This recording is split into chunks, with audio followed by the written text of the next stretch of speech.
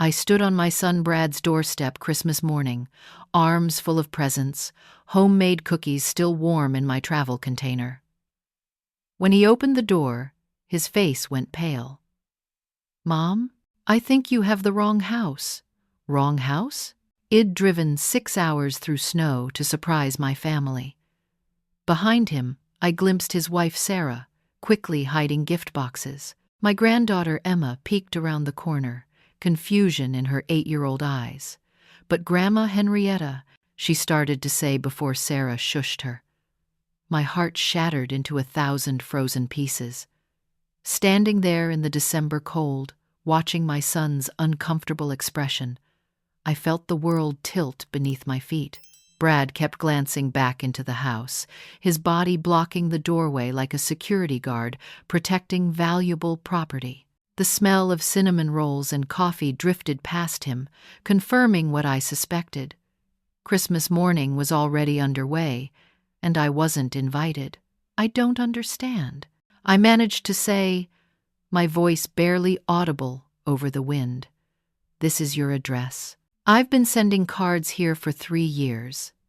Since Walter died, I'd moved from our Minnesota farm to a retirement community in Scottsdale. The winters were gentler there, easier on my arthritis, but the distance from family felt like living on Mars. Every month, I sent Brad and his family $800 from Walter's life insurance money. It wasn't charity. It was my way of staying connected, of being useful. Walter had worked construction for 42 years, paying premiums so we'd be secure. After the funeral, helping Brad seemed like continuing Walter's legacy of providing for family. "Mom, you should have called first," Brad stammered, his breath creating little clouds in the frigid air. "We've got Sarah's parents visiting from Portland. The house is packed. We changed our plans last minute." But as he spoke, I noticed details that contradicted his explanation.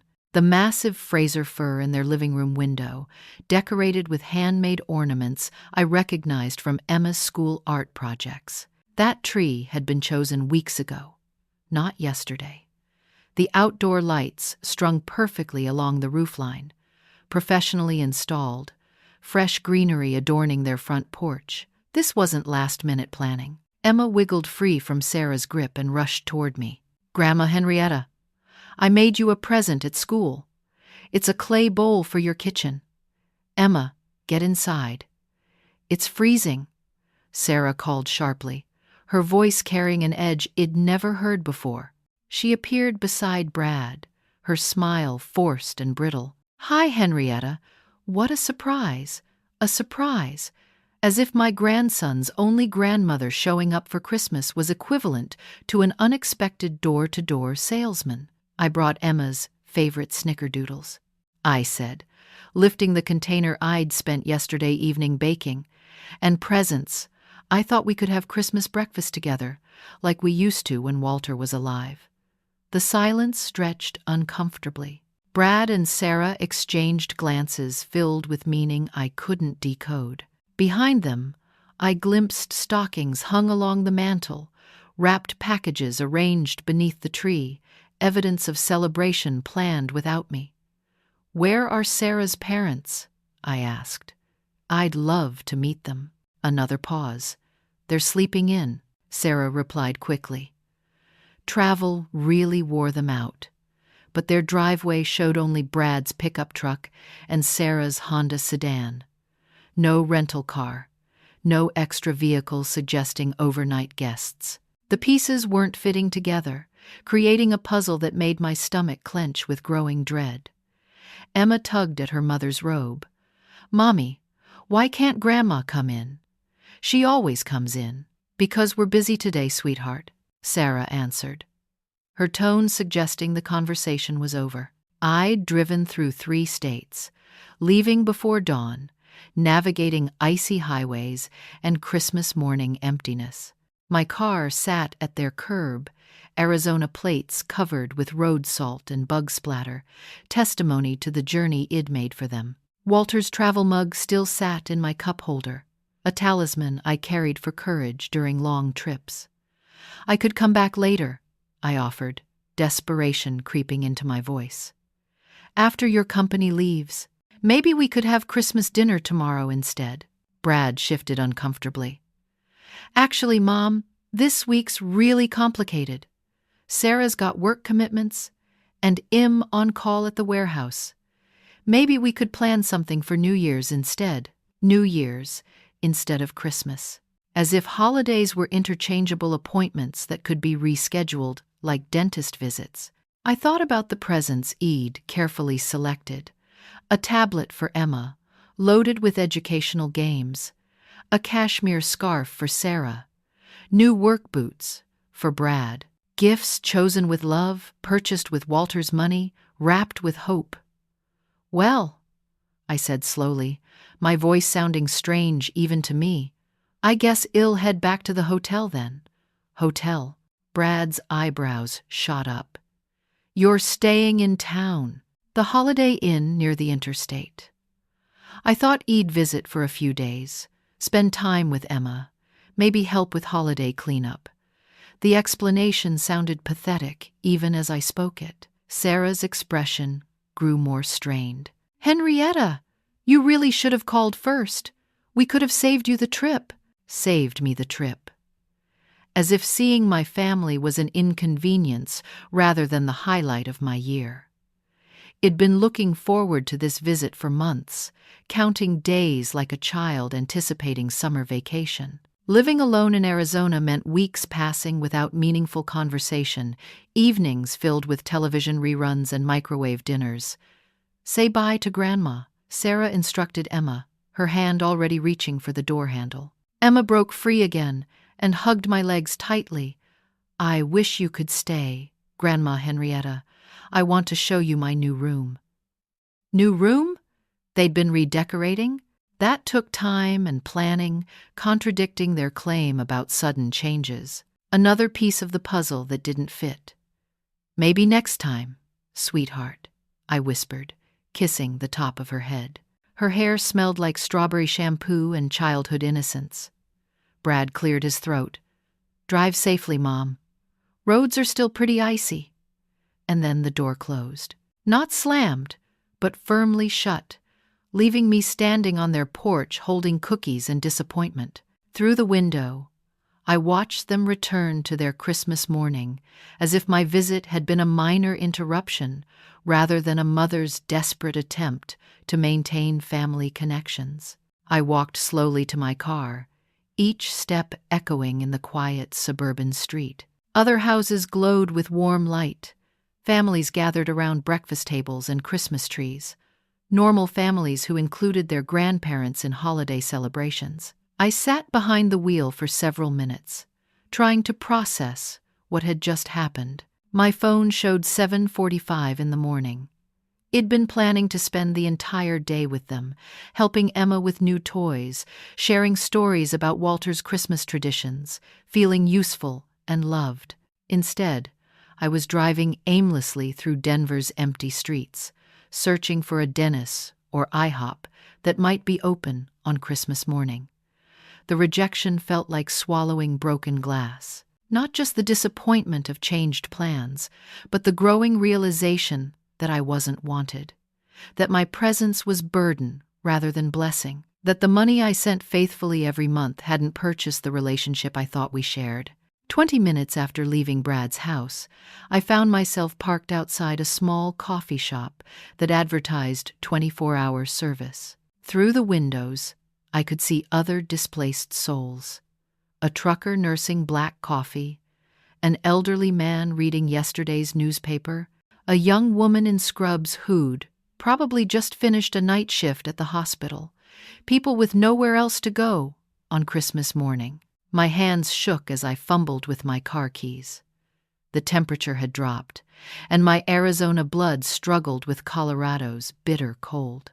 I'd grown soft during 3 years in the desert, forgetting how winter felt in places where people actually experienced seasons. Inside the coffee shop, Christmas music played softly, while a bored teenager worked behind the counter. I ordered hot chocolate and found a corner booth, trying to make sense of what had happened. Maybe I was overreacting. Maybe Sarah's parents really were visiting. Maybe Brad's explanation about last-minute changes was truthful. But the doubt gnawed at me like arthritis on rainy days. Emma's comment about her new room, the elaborate decorations, the perfectly coordinated Christmas morning that suggested weeks of preparation. Details that contradicted their story about sudden plan changes. My phone buzzed at 8:05. Brad's name appeared on the screen, sending my heart racing with hope. Maybe Head realized his mistake. Maybe he was calling to invite me back. Mom, his voice sounded strained, apologetic. I'm really sorry about earlier. Sarah and I talked, and we feel terrible about turning you away. Relief flooded through me like warm honey. Oh, honey, it's okay. I understand about having company. I should have called first. The thing is, Mom, we really do want some peace today. Sarah's been stressed with work, and having her parents here is already overwhelming. We're trying to keep things low-key, you know? Just immediate family. Immediate family. The phrase stung, implying I belonged to some outer circle of relatives rather than being Brad's mother. But I swallowed the hurt. Grateful Head at least called to explain. I completely understand, I assured him. Family time is important. I'll drive back to Phoenix tomorrow, and we can plan a better visit for spring. That would be great, Mom. Really. And thanks for being so understanding about this. You're the best, the best. Despite everything, his words warmed me. Maybe I had overreacted. Maybe their rejection wasn't personal, but simply unfortunate timing. Walter always said I was too sensitive, reading slights where none were intended. I love you, Brad. Give Emma my love, and tell her call her this week. Will do. Love you too, Mom. Drive safely. But he didn't hang up immediately. I heard muffled sounds, as if Head set the phone down without disconnecting. Then voices in the background, growing clearer as someone moved closer to wherever Head left his cell phone. Is she gone? Sarah's voice, sharp with annoyance. Yeah, finally. God, that was awkward. Brad's response. Nothing like the warm son who'd just spoken to me. I can't believe she just showed up like that. Who does that? My mother, apparently. She thinks that money she sends every month buys her a seat at the table. The words hit me like a physical blow. I pressed the phone closer to my ear, hoping he'd misheard, but Brad's voice continued with cruel clarity. $800, and she expects us to drop everything whenever she decides to visit. Like we're some charity case grateful for her handouts. Sarah laughed, a sound that made my blood freeze. Your mother acts like she owns us because she pays part of our mortgage. It's so manipulative. The worst part is how she uses Emma to guilt-trip us. I brought cookies. I have presents, like we can't provide Christmas for our own daughter without her help. She looked so pathetic standing there with that container of cookies, like some desperate woman trying to buy love. My chest tightened, making it difficult to breathe. They were discussing me like I was a problem to be managed, rather than a mother and grandmother who loved them. Every monthly payment I'd sent, every birthday card, every worried phone call about their welfare, reduced to manipulation and desperation in their minds. The money's nice, though, Sarah continued. We couldn't afford Emma's private school without it. And that vacation to Cabo last summer was amazing. Exactly. Well, keep taking her money, but that doesn't mean we owe her our holidays. I worked hard to create the family I wanted. I'm not letting her guilt and neediness ruin what we've built. Family he wanted, as if I weren't part of that family. As if being his mother for 32 years counted for nothing compared to his desire for independence. Your dad was the same way before he died, Brad added, always trying to insert himself into our business, offering advice we didn't ask for. At least Mom just sends money instead of showing up to criticize how we're raising Emma. Walter. They'd talked about Walter this way too. My husband, Who'd loved Brad despite his flaws? Who'd helped them buy their first house? Who'd worked overtime to pay for Brad's community college tuition? Reduced to an interfering old man in their revisionist history. Next year, we should go somewhere for Christmas, Sarah suggested. Take a cruise or visit my sister in California. That way we can avoid the whole guilt trip about family traditions. Good idea. We can tell Mom we're traveling for work or something. She's gullible enough to believe it. Gullible. The word echoed in my mind as their conversation continued. They saw my trust as stupidity, my generosity as weakness, my love as obligation. Finally, I heard rustling sounds and Brad's voice closer to the phone. Oh, shit, did I hang up? The line went dead. I sat in that coffee shop booth for another hour, staring at my phone, replaying every word they'd said, the casual cruelty of their conversation, the way they'd laughed about my pathetic appearance, their plan to avoid me next Christmas through outright lies. But what devastated me most was understanding that this wasn't new. This wasn't a reaction to my surprise visit. This was how they'd always talked about me, how they really felt about the woman who'd raised Brad, who'd lost her husband and moved across the country, partly to give them space while staying connected through monthly financial support. I was a burden they tolerated for money. A needy woman whose love came with strings attached. A problem to be managed rather than a family member to be cherished. The teenage worker approached my table cautiously. Mom? We're switching to lunch menu soon. Can I get you anything else? I looked up at her young face, probably not much older than Emma would be in 10 years. Just the check, sweetheart. Thank you. Outside, snow had started falling again, dusting my car with crystalline coldness. As I drove back toward my hotel, my mind began shifting from hurt to something harder and more determined. They thought $800 a month bought them the right to treat me like a desperate charity case. It was time to test that theory. Back in my hotel room at the Holiday Inn, I spread my laptop, bank statements, and financial records across the floral bedspread like a detective organizing evidence. The conversation I'd overheard kept replaying in my mind, each cruel word etching deeper into my consciousness. But alongside the hurt, something else was growing, a cold, calculating anger I hadn't felt since Walter's death. My fingers trembled slightly as I logged into my online banking account. The automatic transfer to Brad's account showed up like clockwork every 23rd of the month. $800, withdrawn from my checking account and deposited into theirs. Such a simple transaction, set up 3 years ago when Brad had called crying about mortgage troubles after Walter's funeral. Mom, I don't know what we're going to do. Head sobbed into the phone. Dad always helped us when things got tight. Without his support, we might lose the house.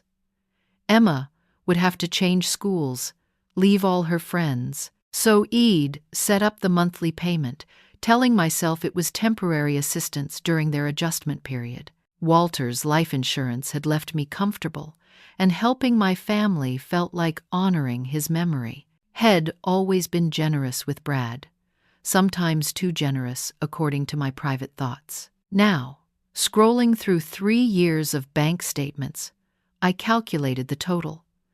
$28,800, nearly $29,000, I'd transferred to their account, money that had funded their lifestyle while they mocked me behind closed doors. But the monthly $800 was just the beginning. As I dug deeper into my records, other payments emerged like evidence of systematic exploitation. Last March, $1,500 for Brad's truck repairs. The transmission just died, Mom. I can't get to work without my truck. June, $2,000 for Emma's summer camp. All her friends are going. She'll be devastated if she's the only one left out. September, $1,200 for Sarah's medical bills after a minor car accident. Insurance doesn't cover everything. were drowning in copays and deductibles. November, $800 extra for Christmas gifts. We want to make sure Emma has a special Christmas. You know how important family traditions are. Family traditions. The irony tasted bitter as yesterday's coffee. They'd used my money to buy presents for a Christmas I wasn't invited to attend. I pulled up my phone and scrolled through text messages from Brad over the past year. The pattern became crystal clear when viewed through my new understanding. Each request carefully worded to maximize guilt and minimize resistance. Mom, I hate asking, but Emma really needs this opportunity for her future. You've always been so generous. I know Dad would want us to help each other during tough times. Sarah's been crying about the financial stress. I don't know what else to do. Emotional manipulation disguised as vulnerability. Walter's memory weaponized to make me feel obligated to give. My maternal instincts exploited to fund their choices. I opened a new browser window and searched for Brad and Sarah's address in the public records database. Colorado maintained excellent online property records, and within minutes I was looking at their mortgage information. They'd refinanced their house 18 months ago, and according to the loan application documents, they'd listed my monthly payments as additional household income. My money hadn't just supplemented their budget. It had become foundational to their financial structure. The mortgage company had factored my contributions into their debt-to-income ratio, allowing them to qualify for a larger loan than Brad's warehouse salary alone could support. Curious now, I searched Sarah's social media profiles. Her Instagram account, which I followed but rarely checked, revealed a lifestyle that seemed inconsistent with claims of financial hardship. Photos from their Cabo vacation last summer, tagged with expensive resort locations. Pictures of Sarah's new designer handbag, purchased last month. Brad's posts showing off his hunting equipment, including a rifle that probably cost more than my monthly grocery budget. They weren't struggling. They were living beyond their means and using my money to bridge the gap between their income and their ambitions. A memory surfaced. Walter's voice during one of our last serious conversations before his heart attack. Henrietta, we need to stop enabling Brad. Hez 30 years old and still calling us for money every time life gets complicated. We're not helping him by making his problems disappear with our checkbook. Id defended Brad then, arguing that family helped family, that we had the resources to spare. Walter had shaken his head sadly. There's a difference between helping someone in genuine crisis and subsidizing poor decisions. Brad needs to learn accountability, and our constant rescue operations are preventing that education. Now, 3 years later, Walter's words rang with prophetic clarity. I hadn't helped Brad by sending monthly payments. It enabled his dependency while allowing him to resent me for my generosity. It'd become the financial foundation for a lifestyle they couldn't afford, while being treated as a burden they tolerated for my contributions. My laptop screen showed the automatic transfer settings. $800, scheduled for December 23rd, recurring monthly until manually canceled. Such a simple system to establish, and equally simple to terminate. I moved the cursor to the Cancel Recurring Payment button and paused. This wasn't just about money. This action would fundamentally alter my relationship with my son's family. Once I stopped the payments, there would be no pretending about the true nature of our connection. But hadn't their conversation already revealed the truth? They saw me as an ATM with emotional baggage, someone to avoid except when financial needs arose. A gullible old woman who traded money for the illusion of family bonds. I thought about Emma, innocent in all this. My granddaughter who'd hugged my legs and asked why I couldn't stay for Christmas. Would canceling the payments hurt her education? Her opportunities? Then I remembered Sarah's words. We couldn't afford Emma's private school without it. They'd made educational choices based on my financial support without consulting me. then resented my emotional expectations while depending on my monetary contributions. Walter's voice echoed in my memory. The best way to help people is to let them solve their own problems. Artificial support just delays the learning process. I clicked Cancel Recurring Payment and watched the screen update. Automatic transfer canceled. No future payments will be processed. The December 23rd payment had already gone through 2 days ago, meaning they had their Christmas money, but starting in January, they'd need to fund their lifestyle without my assistance. They'd face the natural consequences of their financial choices without my money cushioning the impact. Next, I set up account alerts to notify me of any unusual activity. If they tried to manipulate my bank information or forge my signature on any documents, I'd know immediately. Trust, once broken, required verification. I composed a detailed email explaining my decision, laying out every overheard comment from their conversation, documenting the pattern of financial dependency they'd created. But after writing 3 pages of hurt and anger, I deleted the entire message. Let them figure out why the money stopped coming. Let them experience the confusion and panic that would accompany their first missing payment. Sometimes, the most powerful communication was silence. As I closed my laptop and prepared for bed, I felt something I hadn't experienced in 3 years. Complete control over my own life. No more monthly obligations to children who saw my love as manipulation. No more financial anxiety about whether I was giving enough, helping enough, being useful enough.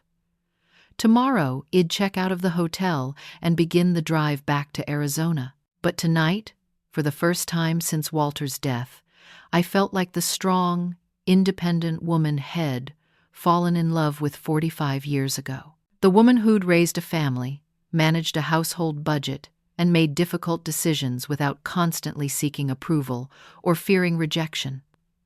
Brad thought my money bought me a seat at their table. He was about to learn that it actually bought him a place at mine, and I'd just canceled his reservation. I slept better that Christmas night than I had in months. No anxiety about family dynamics, no worrying about whether I was being too generous or not generous enough. Just the deep, restful sleep of someone who'd finally stopped carrying burdens that didn't belong to her. My phone began buzzing at 6:15 in the morning. The first call from Brad came while I was still in that drowsy space between dreams and wakefulness. I ignored it, assuming he was calling with some delayed Christmas greeting or perhaps to apologize more thoroughly for yesterday's rejection. By 7 o'clock, my phone had buzzed 8 more times. By 8, the number reached 15. By 9:30, when I finally emerged from my hotel room shower, the missed call count had climbed to 25. 25 missed calls on the morning after Christmas. I sat on the edge of my bed, hotel towel wrapped around my wet hair, and scrolled through the call log. Brad's name appeared most frequently, but Sarah had called 6 times, and there was even a call from a number I didn't recognize. The voicemails told a story of escalating panic that would have been amusing if it weren't so pathetically predictable. Message 1, 6:18 a.m. Mom, it's Brad. Call me back when you get this. There's been some kind of banking error. Message 3, 6:47 a.m. Mom, seriously, call me. The automatic transfer didn't go through. My bank says there's a problem on your end. Message 7, 7:23 a.m. This is getting ridiculous, Mom. Answer your phone. We need to fix this immediately. Message 12, 8:15 a.m. Sarah's voice, tight with barely controlled panic. Henrietta, it's Sarah. Brad's been trying to reach you. We need to talk about the banking situation. Our mortgage payment is due today, and we're short without your usual transfer. Please call us back. Mortgage payment due today. Of course it was. They'd structured their entire financial life around my monthly contribution, timing their obligations to coincide with my reliable generosity. Message 18, 8:51 a.m. Brad again, his voice cracking with stress. Mom, I don't know what's going on, but we're in serious trouble here. We've already spent this month's money on Christmas, and Emma's school tuition is due next week. Whatever banking problem you're having, we need to fix it now. Already spent this month's money. They'd been so confident in my continued payments that they'd spent December's $800 before it arrived, probably assuming my reliability made their budget planning foolproof. Message 22, 9:38 a.m. An unfamiliar female voice.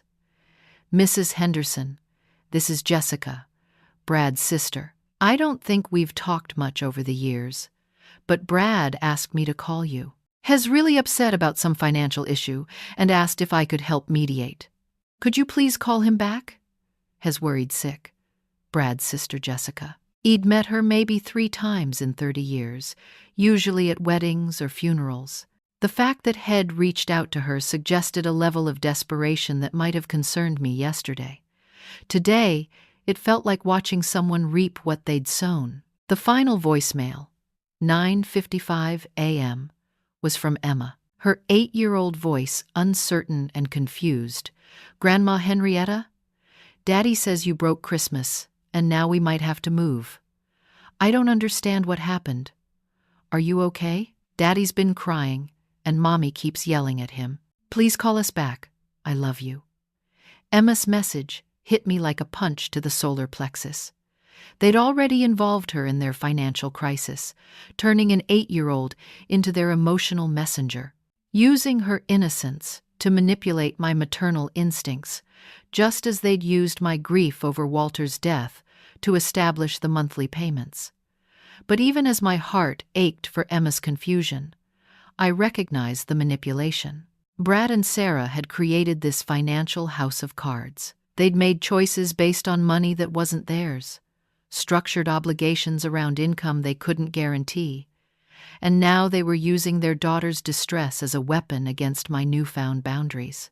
I set my phone aside and began packing my suitcase, methodically, checking out of the hotel, driving back to Arizona, returning to the quiet retirement community where I could think clearly without emotional manipulation clouding my judgment. But curiosity made me scroll through the text messages that had accumulated alongside the missed calls. The progression of panic was even more revealing in written form. Brad, 6:20 a.m. Call me as soon as possible. Banking emergency. Brad, 7 to 10 a.m. Mom, this isn't funny. Answer your phone. Sarah, 7:30 a.m. Henrietta, we need to resolve this banking issue immediately. Our mortgage payment is due, and we're short $800. Please call. Brad, 8 a.m. I'm driving to your hotel if you don't call me back in 1 hour. Sarah, 8:20 a.m. Just called the Holiday Inn. They said you checked out early. Where are you? We need to talk, now. Brad, 8:45 a.m. Found out you canceled our automatic payment. What the hell, Mom? We have bills due. You can't just cut us off without warning. There it was. Head discovered the canceled transfer and immediately shifted from confusion to anger. No concern for why I might have made such a decision. No reflection on yesterday's events or consideration of my emotional state. Just outrage that his reliable income source had been disrupted. More texts followed in rapid succession. Sarah, 9 a.m. This is completely irresponsible. We have a mortgage, car payments, Emma's school tuition. You can't destroy our financial stability because you're upset about Christmas. Brad, 9:15 a.m. I'm calling Dad's lawyer. There might be legal requirements about continued support from his estate. Jessica, 9:30 a.m. Henrietta, I don't know what's happening between you and Brad, but he's talking about lawyers and forcing you to continue payments. That seems extreme. Maybe you could all sit down and work this out. Legal requirements. Brad was researching whether he could force me to continue the payments through legal action. The sun id raised, The boy Id comforted through scraped knees and broken hearts was now considering suing me for money that had never belonged to him. My phone rang again. Brad's name on the screen. This time, I answered. "Hello, Brad. Mom, finally, what the hell is going on? Why did you cancel our payment?" His voice carried no concern for my welfare, no acknowledgement of yesterday's painful rejection, just demand for restored financial flow. "I decided to make some changes to my budget," I replied calmly. "Changes? Mom, you can't just make changes that affect our mortgage payment without warning us. We've structured our entire financial life around your contributions." "Yes, I noticed that from your loan application. Did you think I wouldn't find out you listed my money as household income?" Silence. Then, we had to include all income sources. It was required for the loan approval. Income that belongs to someone else isn't actually your income, Brad. It's a gift that can be withdrawn at any time. You're being completely unreasonable. We count on that money. Emma's education depends on it. You can't just cut us off because you're having some kind of emotional breakdown. Emotional breakdown had reduced my decision to maintain financial independence to mental instability. Classic manipulation. Question the decision-maker's competency rather than address the underlying issues. "I heard your conversation yesterday," I said quietly. Another pause, then his voice, more cautious. "What conversation?" "After you called to explain about wanting peace and quiet, you forgot to hang up. I heard everything you and Sarah said about me." The silence stretched so long I wondered if Head hung up. Finally, "Mom, you're taking things out of context. We were just stressed about the surprise visit. You called me pathetic. You laughed about me looking desperate. You said I was trying to buy love with money. We didn't mean it like that. Sometimes people say things when they're frustrated that don't reflect how they really feel. And do you really feel that my monthly payments buy me a seat at your table? That's not. Look, you're twisting everything. We're grateful for your help. We just need some boundaries about expectations." Boundaries about expectations. He wanted my money without my presence, my financial support without emotional connection. He wanted me to fund their lifestyle while accepting whatever scraps of relationship they chose to offer. "You're right about needing boundaries." I agreed. "That's why I canceled the payments. New boundaries start today. Mom, please, we can work this out.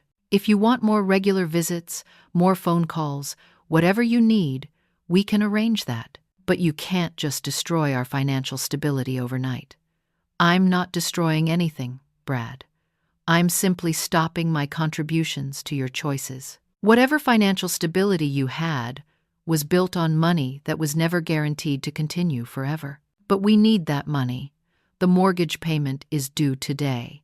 Then you need to figure out how to pay it without my help." The conversation continued for another 15 minutes, Brad cycling through anger, bargaining, guilt, and desperation. He threatened legal action, reminded me of Walter's dying wish that families stay connected, suggested I was betraying my role as Emma's grandmother.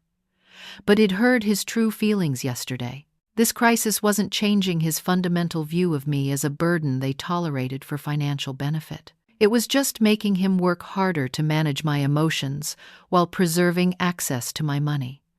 When I finally hung up, my phone immediately began ringing again. Sarah this time. I turned off the ringer and finished packing. They could call their mortgage company, apply for emergency loans, sell their expensive possessions, or figure out some other adult solution to their self-created problem. For the first time in 3 years, their financial crisis wasn't mine to solve. It was time to go home and start living like the independent woman Walter had fallen in love with, rather than the desperate grandmother who'd been buying affection with monthly payments to ungrateful children. I was loading my suitcase into the car when Brad's pickup truck pulled into the Holiday Inn parking lot with a screech of brakes on icy pavement. He climbed out, looking haggard, his Christmas morning shirt wrinkled, his usually neat hair disheveled like he'd been running his hands through it repeatedly. The desperate man approaching me bore little resemblance to the confident son who dismissed me from his doorstep yesterday. "Mom, thank God you're still here. We need to talk." Other hotel guests were watching our confrontation with the kind of fascination people reserved for reality television drama unfolding in real life. A middle-aged couple loading their own car paused to stare. The desk clerk had positioned herself near the lobby window, with a clear view of the parking lot. "There's nothing to discuss," I replied, continuing to organize my travel items. "I've made my decision about the monthly payments."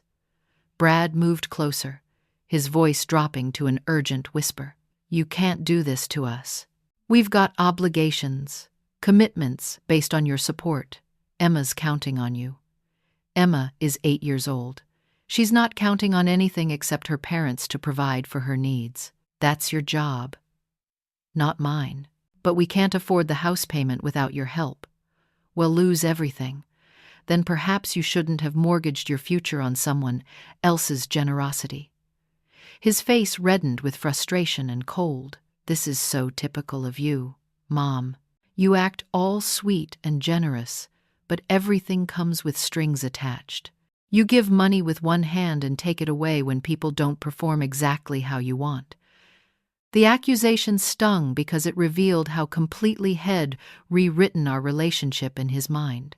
I became the manipulator while he remained the innocent victim of my conditional love. Classic reversal of reality that would be impressive if it weren't so devastating. What strings, Brad? In 3 years, what have I ever asked for in return for those payments? He gestured wildly. You expect us to be grateful all the time. You want constant updates about how we're spending the money. You show up unannounced expecting red carpet treatment. I've never asked how you spend the money. I've never shown up unannounced until yesterday. And the only gratitude I've ever wanted was basic respect. We do respect you. You called me pathetic yesterday. You laughed about me looking desperate. You said I was trying to buy love. His shoulders sagged slightly. Okay, maybe we said some things we shouldn't have. But you were eavesdropping on a private conversation. You forgot to hang up the phone. And private conversation or not, those words revealed how you really feel about me. Look, I'm sorry about yesterday, all right? Sarah was stressed about her parents' visit, and I was frustrated about the surprise. We didn't handle it well. What parents, Brad? There was no extra car in your driveway. No evidence of overnight guests. You lied about that too. Caught in his deception, he shifted tactics. Fine. We didn't want company yesterday. We wanted a quiet family Christmas. That doesn't make us terrible people. No. But lying about it does. And treating me like an unwanted obligation while taking my money definitely makes you ungrateful people. We're not ungrateful. We appreciate everything you do for us. But Mom, we're adults now. We need space to live our lives without constant. He paused, searching for words that wouldn't further incriminate him. Without what? Without me. Without feeling like we owe you something all the time. The honesty surprised me. Finally, Head articulated the truth underlying our dysfunctional relationship. He resented feeling obligated to me while simultaneously depending on my financial support. He wanted independence from my emotional needs while maintaining access to my resources. You don't owe me anything, Brad. You never did. The money was a gift, not a loan requiring repayment. Then why are you punishing us for not being grateful enough? I'm not punishing you. I'm stopping a pattern that was hurting all of us. How was it hurting you? You could afford the payments. It was hurting me because I was buying a relationship that didn't exist. I was funding your lifestyle while you resented my existence. That's not healthy for anyone. Brad's expression shifted, becoming more calculating. Okay, look, let's say we start over, fresh slate. Better communication, regular visits, whatever you need to feel connected. But you have to understand that we've made financial commitments based on your support. We can't just adjust overnight. What commitments? He hesitated. Well, the mortgage, obviously. Emma's school tuition, our car payments. Show you what? Your financial records. If you want me to consider resuming payments, I want to see exactly how my money has been used and what obligations you've created.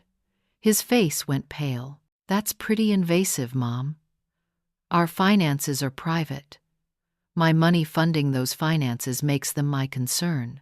If you want continued support, you need to demonstrate responsible management of previous contributions. I can't just bring you our bank statements. Why not? Because it's complicated. There are things you wouldn't understand without context. Things I wouldn't understand. Head moved from demanding continued payments to suggesting I was too financially naive to comprehend his money management. More manipulation designed to make me feel incompetent and guilty for questioning his judgment. Try me. I managed a household budget for 42 years. I think I can understand basic income and expenses. Brad glanced around the parking lot, clearly uncomfortable with the public nature of our conversation. Can we at least go inside to discuss this? People are staring. No. I'm leaving for Arizona in 10 minutes. If you have something important to tell me now. He took a deep breath. Okay, fine. The truth is, we've used your money as collateral for some loans. When we refinanced the house, when we bought Sarah's car, when we applied for Emma's school financial aid, the lenders needed proof of consistent income, so we provided documentation of your monthly payments. You used my money as collateral without telling me. It was just paperwork. We needed to show steady household income. Whose signature is on those loan documents? Another hesitation. Well, mine and Sarah's, obviously. Just yours and Sarah's. His face flushed deeper red. Mom, this is getting ridiculous. We're talking about standard loan procedures. Whose signature is on the loan documents, Brad? Sometimes they needed co-signers. Additional security for larger amounts. The ice in my veins had nothing to do with Colorado's December cold. Did you forge my signature on loan documents? It wasn't forgery. You would have signed them if Wed asked. We just needed to expedite the process. You forged my signature. We needed the loans to go through quickly. Hello. I'm delighted to assist you with our voice services. Choose a voice that resonates with you, and let's begin our creative audio journey together. How do you know what's happened to my credit? Because we monitor it to make sure nothing goes wrong. They'd been monitoring my credit report, watching for problems created by their fraudulent use of my identity, treating me like a financial resource they were managing, rather than a person whose rights they were violating. Brad, what you've done is identity theft. It's a federal crime. Don't be dramatic. We're family. We would never do anything to hurt you. You've already hurt me. You've committed fraud using my name, damaged my financial standing, and lied about it for years. We've never missed a payment. Your credit is fine. That's not the point. The point is that you used my identity without permission to obtain money from other people. His desperation was becoming more obvious, his explanations more frantic. Look, we can fix this. We can pay off the loans early, get your name removed from everything, but we need your continued support to make that happen. You need my money to clean up the illegal mess you made using my identity. We need time to restructure our finances. If you cut us off now, well, default on everything. The house, the cars, Emma's education. Your credit will be ruined along with ours. There it was. The real reason behind his panic. They'd entangled my financial standing so thoroughly with their irresponsible borrowing that their failure would destroy my credit rating. They'd made me an unwilling partner in their debt without my knowledge, then used that entanglement as leverage to demand continued payments. How much total debt carries my forged signature? Maybe 60,000, 70 at most. $70,000 of fraudulent debt created using my stolen identity. My son had transformed me from generous grandmother into unwitting criminal accomplice, and now he was demanding continued payments to prevent the legal consequences of his choices. Brad, you need to contact every lender immediately and confess to the forged signatures. You need to take full responsibility and get my name removed from those obligations. Are you crazy? They'll call the loans immediately. Well, lose everything. You should have considered that before committing fraud. I'm not confessing to anything. Well, figure out another way to handle this. There is no other way. You've committed crimes using my identity. Either you confess voluntarily, or I'll report you to the police myself. You wouldn't do that to your own son. Watch me. For the first time in our conversation, Brad's mask of righteousness slipped completely. His face twisted with fury and desperation, revealing the entitled manipulator had become. You vindictive old witch. Dad would be ashamed of how you're treating his son. Your father would be horrified by what you've become.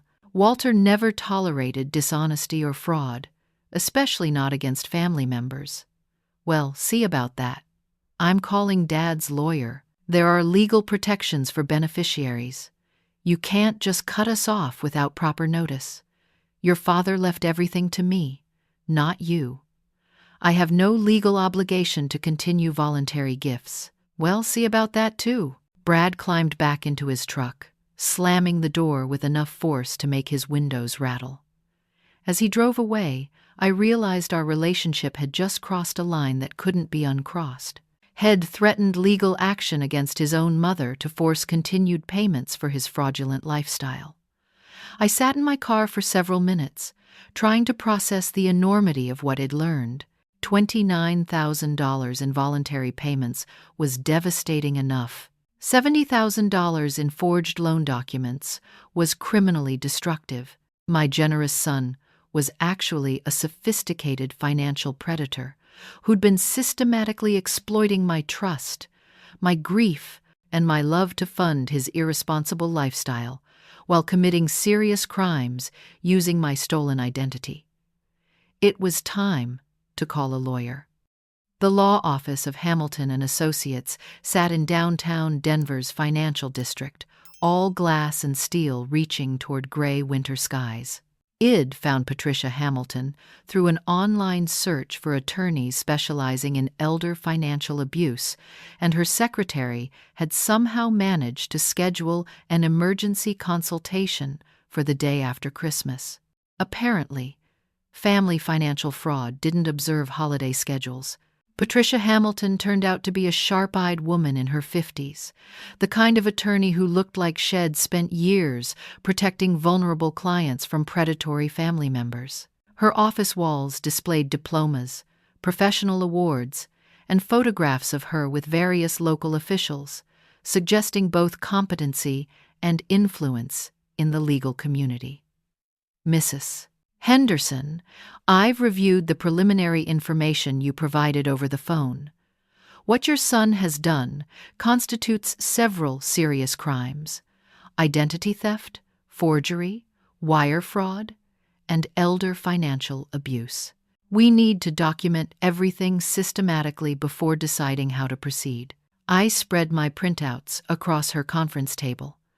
Bank statements showing 3 years of $800 monthly transfers, loan documents I'd requested from the mortgage company, credit reports I'd pulled, showing accounts I'd never opened, text messages from Brad admitting to using my signature without permission. The monthly payments alone don't constitute fraud, since you authorized those transfers. But using your forged signature to obtain loans without your knowledge is textbook identity theft.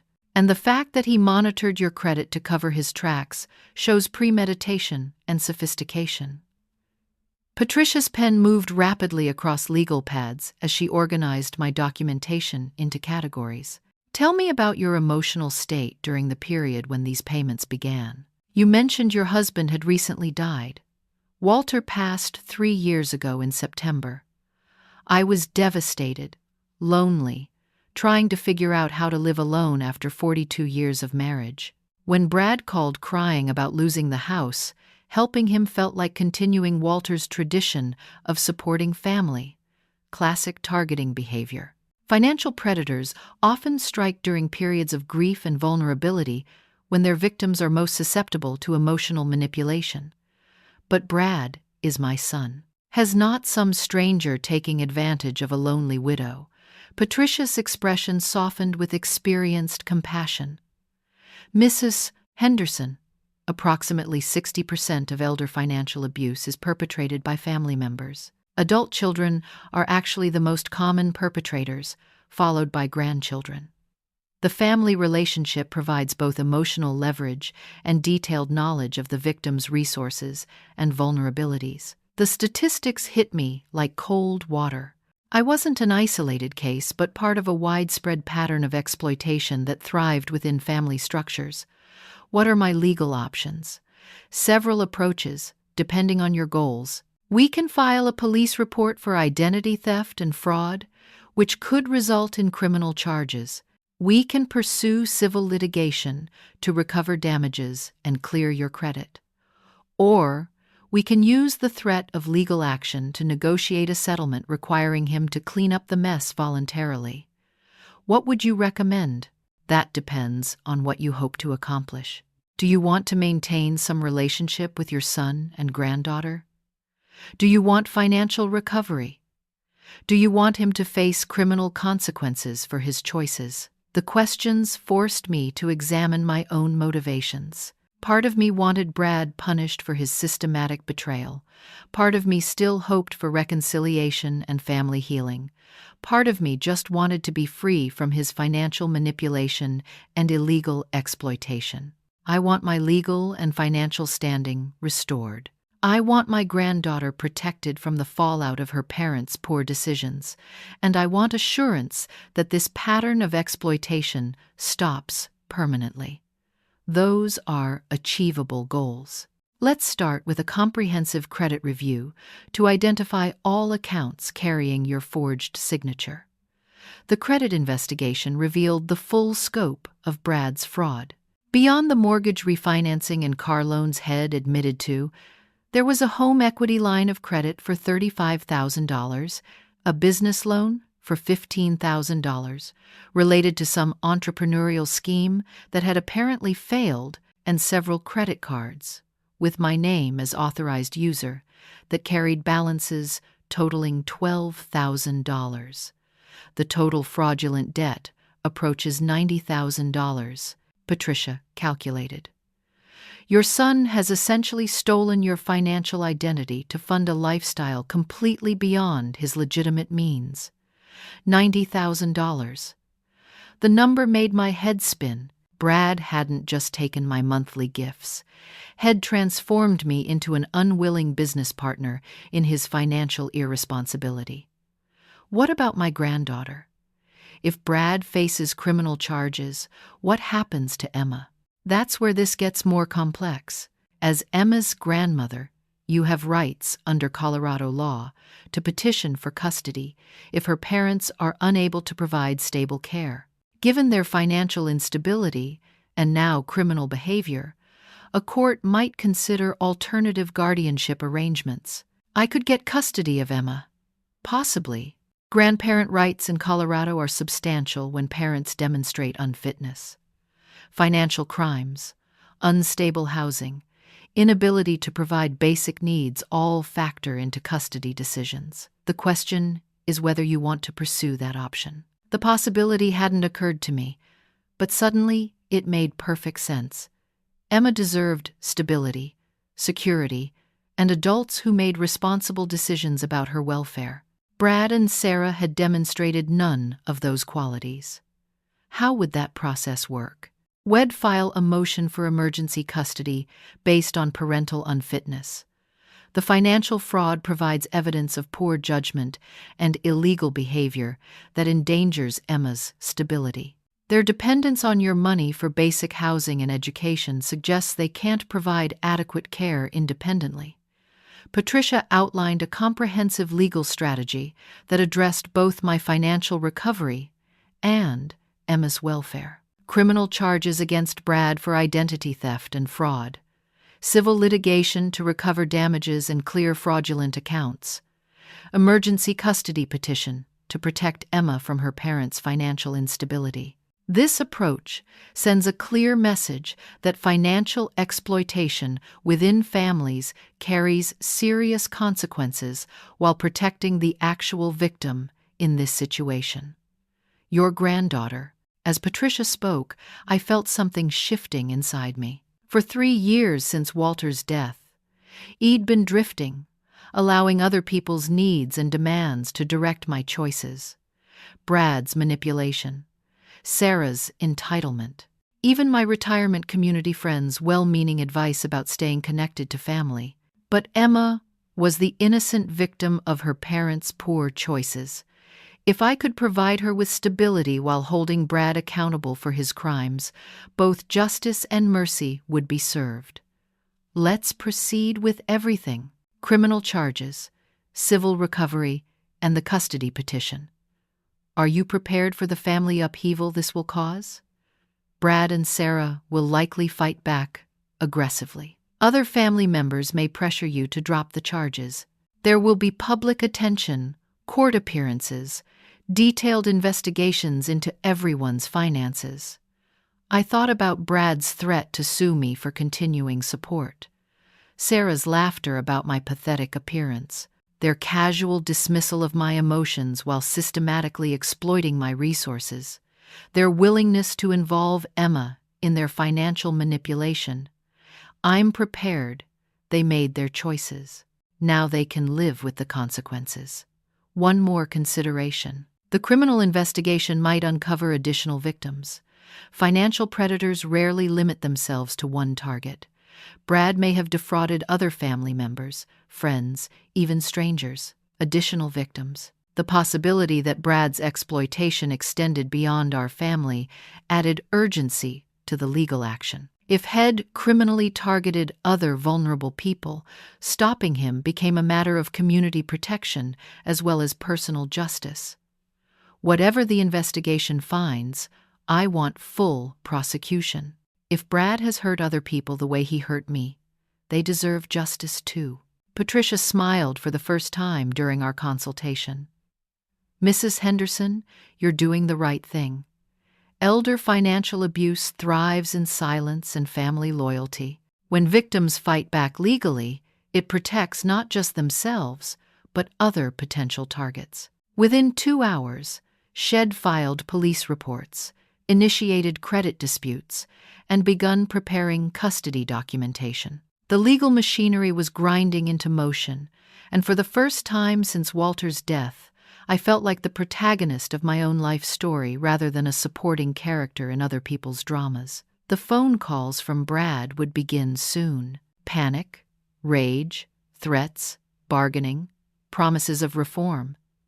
But this time, I wouldn't be handling his crisis alone. I'd have attorneys, court orders, and law enforcement officers ensuring that his manipulation no longer controlled my choices. Emma deserved a grandmother who modeled strength and boundaries rather than enabling dysfunction through misplaced generosity.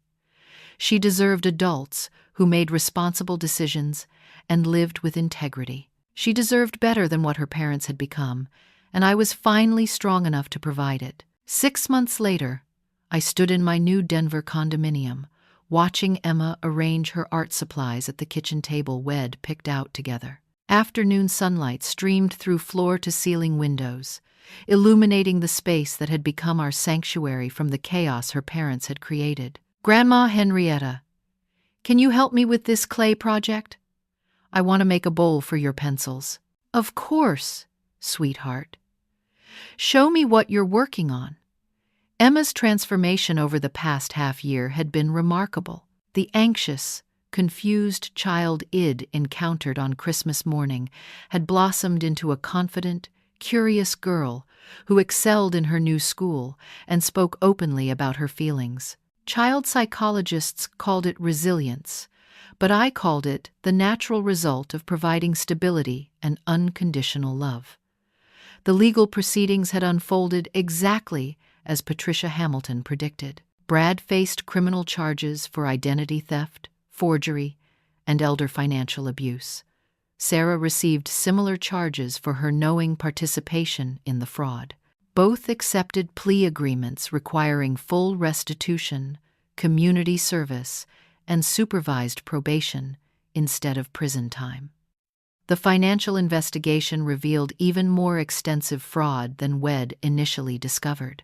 Brad had used my identity to obtain credit cards, personal loans, and even opened investment accounts that had promptly emptied.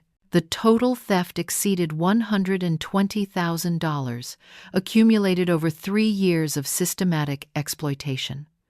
But the most satisfying outcome was the custody arrangement. Colorado Family Court granted me legal guardianship of Emma after Brad and Sarah's financial crimes demonstrated their inability to provide stable care. Emma now spent alternating weeks with me and supervised visits with her parents, who were slowly rebuilding their lives under court monitoring.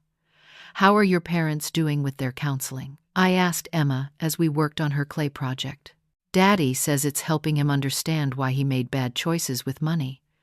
Mommy got a new job at the bank, and she likes it better than her old one." Brad and Sarah's relationship had nearly collapsed under the weight of their legal troubles, but family therapy was slowly helping them rebuild trust and communication. The court-mandated financial counseling had taught them budgeting, debt management, and healthy boundaries around money decisions. "Are you happy living here with me?" Emma's face lit up with genuine joy. "I love it here. My room is beautiful. My school is fun. And you never yell about money like Mommy and Daddy used to." The truth was, I loved it too. My retirement community in Arizona had been comfortable but sterile, full of people my age who spent their days comparing ailments and complaining about their adult children. Here in Denver, I was actively engaged in raising Emma, volunteering at the senior center, and building meaningful friendships with people who shared my interests rather than just my age bracket. My book club met twice monthly to discuss everything from contemporary fiction to historical biographies. My quilting circle created blankets for the homeless shelter every winter. Id even started dating George, a retired teacher who shared my love of crossword puzzles and old movies. "Grandma, George is here." Emma called from the living room window where she'd been watching for his arrival.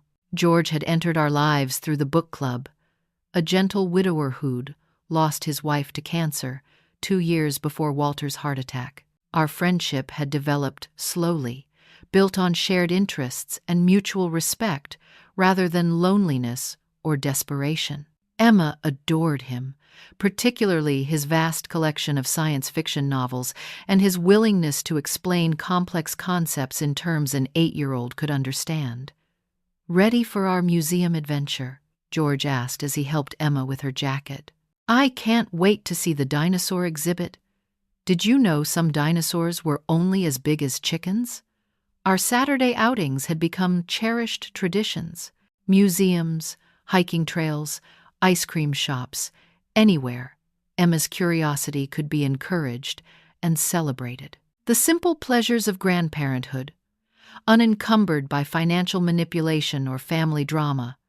"I have something to tell you both," I announced as we prepared to leave.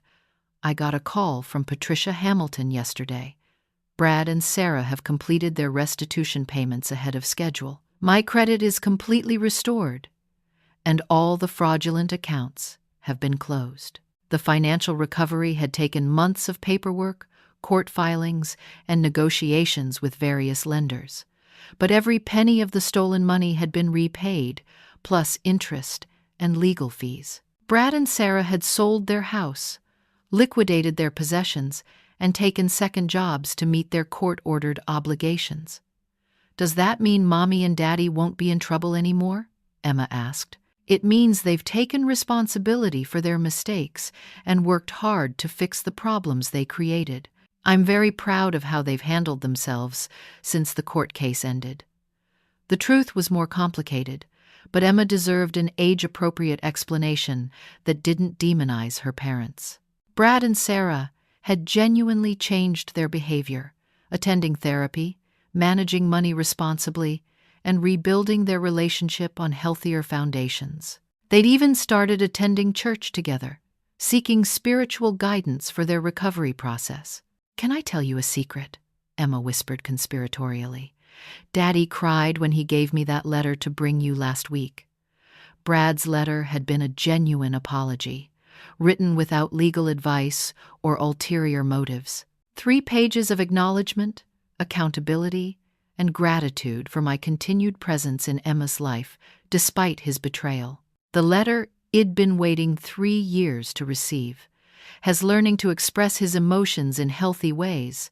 That's very important for grown-ups to learn. As we drove toward the museum, I reflected on the unexpected journey that had brought us to this point. Christmas morning's devastating rejection had ultimately led to Emma's rescue, my personal empowerment, and our family's fundamental healing. The monthly $800 payments had finally stopped, but not because I'd been manipulated or taken advantage of. I'd chosen to redirect that money toward Emma's education fund, her therapy sessions, and the enriching experiences we shared together. Money spent on love, freely given rather than obligation grudgingly performed. My phone buzzed with a text from Jessica, Brad's sister who'd surprisingly become a supportive friend during our legal proceedings. "Saw the family photo you posted. Emma looks so happy. You're giving her an amazing life." Other family members had rallied around Emma and me once they understood the full extent of Brad's financial abuse. Cousins, aunts, uncles, who'd suspected something was wrong but hadn't known how to intervene. My isolation during the years of manipulation had been artificial, maintained by shame and secrecy rather than actual rejection. "Grandma, what's your favorite thing about living here?" Emma asked as we toured the museum's mineral collection. "My favorite thing is getting to see you discover the world. Every day you notice something new. Ask questions I've never considered. Help me see familiar things with fresh eyes. Mine too. I mean, my favorite thing is how you always have time for my questions, and how you never get mad when I don't understand something right away. Patience, time, unconditional presence. The gifts I could offer Emma that didn't require money, manipulation, or complex adult negotiations. The simple pleasure of being needed for my attention rather than my wallet." That evening, after Emma had finished her homework and settled into bed with one of George's recommended books, I sat in my favorite chair reviewing the day's small victories. A successful art project, a museum visit filled with wonder and learning, a granddaughter who felt safe, loved, and emotionally secure. My phone rang, Brad's name on the screen, but this time the call brought anticipation rather than dread. "Hi, Mom. How was your day with Emma?" "Wonderful. We visited the Natural History Museum, and she's fascinated by mineralogy now. George brought her some field guides to identify rocks and crystals. That's great. She mentioned wanting to start a rock collection. Sarah and I were thinking about taking her to Rocky Mountain National Park next weekend. Maybe do some hiking and rock hunting if you think she'd enjoy that. Plans made with my input rather than despite my existence. Conversations that included rather than excluded me. The gradual rebuilding of family relationships on foundations of honesty and respect. She'd love that. Just remember to pack extra snacks and water. Mountain hiking burns more energy than she realizes. Already planned for that. We've been studying wilderness safety guidelines, part of our family responsibility training from the counselor. Brad's transformation hadn't been instant or effortless, but it had been genuine. The criminal charges, financial consequences, and near loss of his daughter had forced him to confront the entitled mindset that had driven his exploitation. Therapy, community service, and rebuilding his relationship with Emma had gradually restored the decent man Id raised before entitlement and financial pressure corrupted his character. How are things going with your new job? Really well. The construction company has promoted me to crew supervisor, and the extra income means we'll be able to move into a larger apartment next month. Nothing fancy, but Emma will have her own room again for the days she stays with us. Financial stability achieved through Brad's own efforts rather than my subsidies. Pride earned through responsible choices rather than manipulation and fraud. The natural consequences of living within his means and making ethical decisions. I'm proud of the progress you and Sarah have made. We couldn't have done it without your patience and Emma's forgiveness. Mom, I know I destroyed your trust, probably permanently, but I want you to know that I understand what I did wrong now. The counseling helped me see how my behavior hurt you and put Emma at risk. Acknowledgement without excuses. Accountability without manipulation. The conversation Id dreamed about during 3 years of exploitation and disappointment. Trust can be rebuilt, Brad. It takes time and consistent behavior, but it's possible. I hope so. I miss having a real relationship with you. Not the fake gratitude I performed while taking your money, but actual mother-son connection based on who we are rather than what we can do for each other. Real relationship. The phrase captured everything I'd been seeking through those monthly payments and holiday visits. Connection based on love and shared history rather than financial obligation and artificial gratitude. After we hung up, I walked through my condominium, appreciating the life I'd built through decisive action rather than passive acceptance. Emma's artwork on the refrigerator, George's jacket hanging by the door from his afternoon visit. Photographs of new friends from my volunteer activities, evidence of a full, purposeful life that honored Walter's memory while creating new meaning. The woman who'd stood on Brad's doorstep Christmas morning, desperate for inclusion and willing to accept rejection, had been replaced by someone who demanded respect, enforced boundaries, and created her own happiness rather than depending on other people's approval. Emma's voice called from her bedroom. Grandma Henrietta? Thank you for saving me from all that scary money fighting. Thank you for giving me a reason to save myself, sweetheart. 6 months ago, I thought financial generosity was love. I thought enabling poor choices demonstrated family loyalty. I thought accepting mistreatment was the price of maintaining relationships. Now I understood that real love required boundaries, that helping people sometimes meant allowing them to experience the consequences of their choices, that self-respect was the foundation for all other relationships. Emma would grow up understanding that love doesn't have a price tag, that family relationships require mutual respect, and that financial security comes from responsible choices rather than other people's generosity. She'd learned these lessons from a grandmother who'd found the courage to model them instead of just preaching them. The most expensive gift I'd ever given my family was stopping the monthly payments that enabled their dysfunction. The most valuable lesson I'd learned was that sometimes the greatest act of love is refusing to participate in other people's poor choices. And as I settled into bed that night, listening to Emma's soft breathing from the next room, I felt the deep satisfaction that comes from choosing difficult wisdom over easy enabling, lasting strength over temporary peace. Walter would have been proud of the woman I'd become, and Emma would have the grandmother she deserved.